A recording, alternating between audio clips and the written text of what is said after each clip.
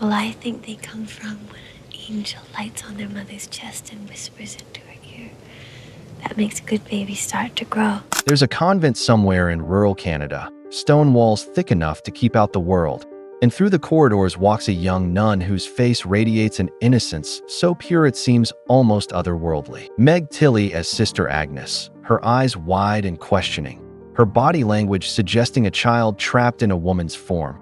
And when she speaks about the baby that appeared mysteriously, you can't tell if you're witnessing mental illness or divine intervention or something more complex than either explanation. It's 1985, Agnes of God is challenging audiences to confront questions about faith and sexuality and truth, and Meg Tilly is delivering a performance so raw and vulnerable that grown critics weep in screening rooms.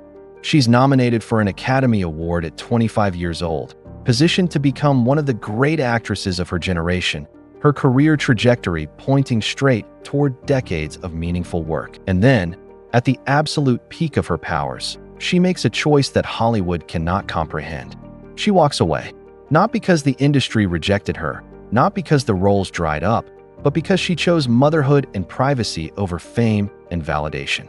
Within a few years, Meg Tilly vanishes from screens entirely, and an industry built on ambition and visibility is left confused by a woman who simply wanted something else. Margaret Elizabeth Chan was born on February 14, 1960, in Long Beach, California, but her childhood was marked by trauma that would shape everything that followed.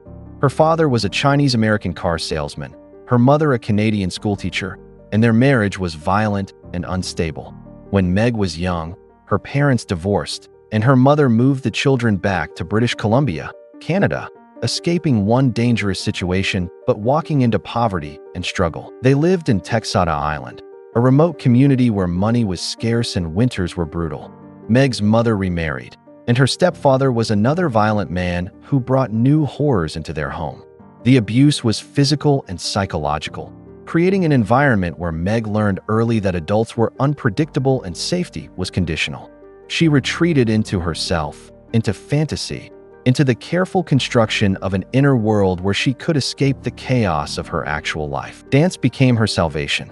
Meg discovered ballet as a child and threw herself into it with monastic dedication. Ballet was structure, discipline, beauty, everything her home life wasn't. She trained seriously, dreaming of becoming a professional dancer, spending hours at the bar perfecting positions while her body absorbed punishment both from the dance and from home. Her sister Jennifer would later become an actress too, taking the professional name Jennifer Tilly, but in childhood they were just two girls trying to survive a household that felt perpetually on the edge of explosion. At 14, Meg left home, essentially emancipating herself, moving to pursue dance more seriously while escaping the violence that had defined her childhood. She was tall, graceful, hauntingly beautiful in an unconventional way. Her features were soft rather than sharp, her presence ethereal rather than commanding. But more than beautiful, she was damaged in ways that would later make her capable of accessing profound vulnerability on screen. A back injury ended her dance career before it truly began, the same devastating blow that had derailed other dancers turned actors. But rather than collapse, Meg pivoted toward acting, seeing it as another form of expression that required discipline and emotional honesty. She moved to New York, studied at the Actors Studio, worked waitressing jobs while going to auditions, slowly building the foundation of what she hoped would be a career. In 1982, she got her first significant film role in Tex, a coming-of-age drama based on an S.E. Hinton novel. The part was small, but casting directors noticed her combination of innocence and depth. She followed it with One Dark Night in 1983, a horror film that was forgettable except for showing Meg could handle genre material. But her breakthrough came later that year with The Big Chill, Lawrence Kasdan's ensemble drama about college friends reuniting after a suicide. Meg played Chloe, the young girlfriend of the oldest member of the group, and she brought to the role a quality of guileless sincerity that made the character's youth feel poignant rather than frivolous. Surrounded by established actors like Glenn Close, Kevin Kline, and William Hurt, Meg held her own, finding moments of genuine emotion in a film built on nostalgia and regret. The film was a massive critical and commercial success, grossing over $56 million and becoming a cultural touchstone about baby boomer disillusionment. Meg was suddenly visible, getting offered roles in major productions, positioned as one of Hollywood's most promising young actresses. She had the looks, the talent, the training, and crucially, the ability to suggest depths that scripts didn't always provide. Then came Agnes of God in 1985, and Meg Tilly created something transcendent. Norman Jewison's film was adapted from John Piehlmeyer's play about a psychiatrist investigating a young nun who claims to have no memory of giving birth to a baby found dead in her room. The role of Sister Agnes required an actress who could believably play religious ecstasy, possible psychosis, sexual innocence, and profound trauma, often simultaneously. Meg prepared for the role with characteristic intensity, researching religious communities, studying mental illness, building a psychological profile that made Agnes's contradictions comprehensible. Her performance was extraordinary. She played Agnes as genuinely pure while suggesting the possibility of dissociation, made her claims of virgin birth feel like sincere belief rather than delusion, brought to every scene a vulnerability that was almost painful to watch. The scene where she describes her encounter with God while being interrogated about sexual abuse is devastating. Meg's face registering confusion and pain and transcendence in equal measure. Critics recognized immediately that they were witnessing something special. Meg was nominated for an Academy Award for Best Supporting Actress, competing against established stars like Angelica Houston and Oprah Winfrey. She didn't win. Houston took the Oscar for Prizzi's Honor, but the nomination at 25 suggested a career trajectory that could include multiple nominations, eventual wins, decades of prestige work. She was being compared to young Meryl Streep, to actresses who combined beauty with serious dramatic chops. Directors wanted to work with her. Studios saw her as bankable. She could have ruled Hollywood for the next decade if she'd wanted to. But something fundamental had shifted inside her during the making of Agnes of God. The emotional excavation required for the role, the vulnerability demanded, the exposure. It had left her feeling raw and uncertain about whether this was what she actually wanted. What was the first film where you saw Meg Tilly?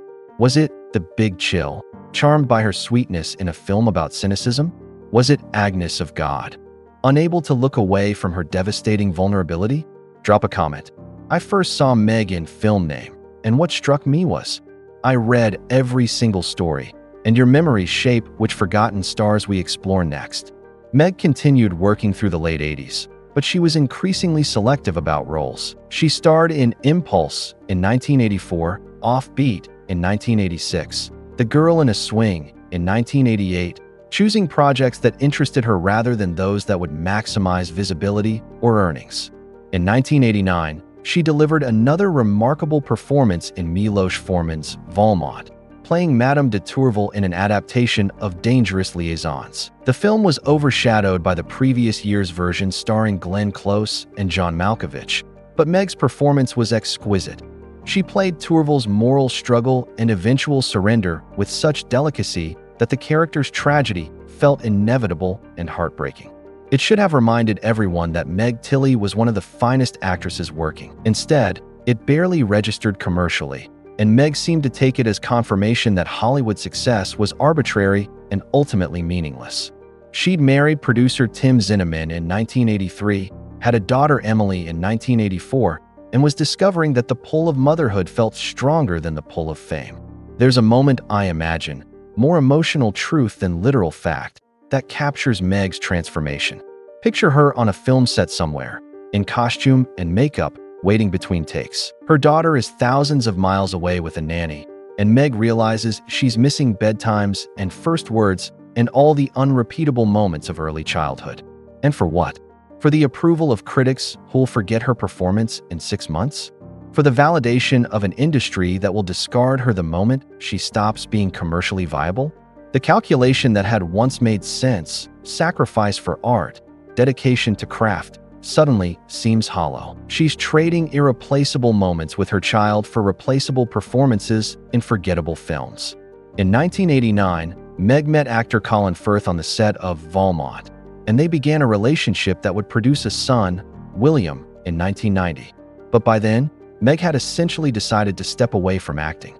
She did Psycho 2 in 1983 and a few other projects in the early 90s.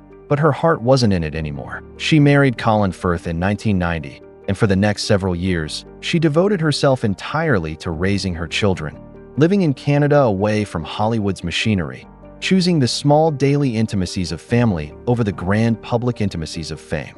Hollywood was baffled. Here was an Oscar-nominated actress at the peak of her beauty and talent, simply walking away from opportunities that thousands would kill for. The industry narrative suggested she'd made a mistake, thrown away her career, would regret it when she tried to return and found doors closed. But Meg seemed genuinely content with her choice. She and Colin divorced in 1994, and she raised her children as a single mother, living quietly in British Columbia, occasionally doing small theater work, but mostly existing outside the industry entirely. She discovered writing, began working on novels, found that creating stories on the page satisfied the creative impulse that acting once had without requiring the emotional exposure or time away from her children. In 2005, she published her first novel, Singing Songs, a romantic story that showed she had talent beyond performing. She followed it with Gemma in 2006, Porcupine in 2007, building a second career as a novelist while remaining largely invisible to the film industry that had once celebrated her. In 2002, after more than a decade away, Meg briefly returned to acting with The Book of Ruth, a television movie. She followed it with small roles in films like Body Snatchers and Bomb Girls, a Canadian television series where she appeared from 2012 to 2013. The work showed she hadn't lost her ability to inhabit characters with depth and nuance, but it also confirmed she was doing this on her own terms. Small projects that filmed near home, that didn't require months away from her life, that let her be an actress without being a movie star.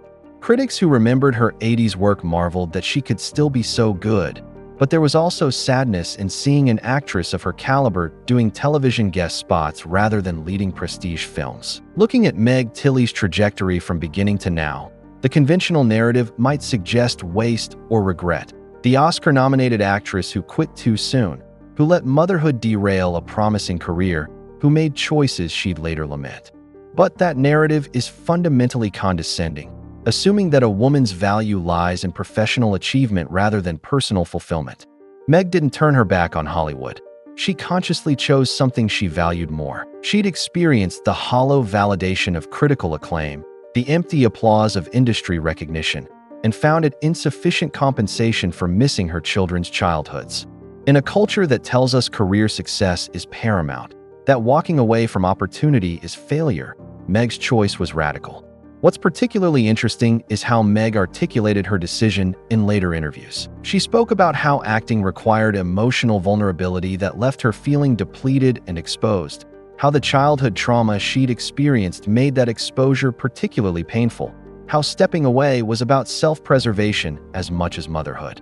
She wasn't bitter about Hollywood or claiming the industry failed her. She simply recognized that the cost of continued success, the time, the emotional labor, the public exposure, wasn't worth what it was taking from her private life and psychological well-being. That level of self-awareness and willingness to prioritize inner peace over external validation is rare in any field, almost unheard of in Hollywood. Today, Meg Tilly is 64 years old, still writing novels, still living in Canada, still working occasionally as an actress when projects interest her and fit her life rather than demanding she rebuild her life around them. She's spoken openly about her childhood abuse, about how it shaped her need for privacy and control, about how Hollywood's demands felt incompatible with the healing and stability she needed. She has no regrets about walking away at her peak, about choosing her children over her career, about becoming a novelist instead of fighting to remain a movie star. And there's something beautiful in that lack of regret, that clear-eyed understanding that she made the right choice for herself, even if it looked like the wrong choice to everyone watching. If this story resonated with you, hit that like button and subscribe for more explorations of actors who defined our memories and then chose different paths. Drop a comment with another forgotten star whose story deserves to be told.